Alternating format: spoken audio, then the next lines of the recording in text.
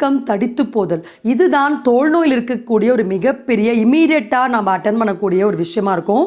அது என்ன மாத்திரை போட்டாலே இன்றைக்கி நிறைய பேருக்கு அந்த அரிப்பு நிற்கிறதே கிடையாது, ரொம்ப கஷ்டப்படுறாங்க.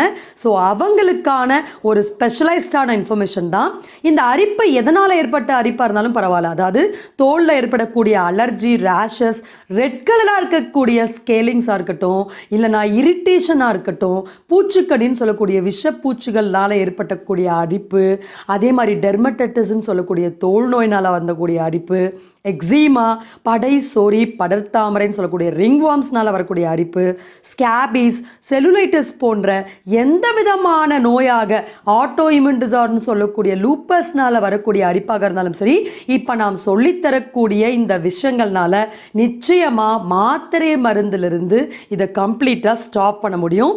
சரி, ஓகே. இப்போ நம்ம இந்த அரிப்புக்கு முக்கியமான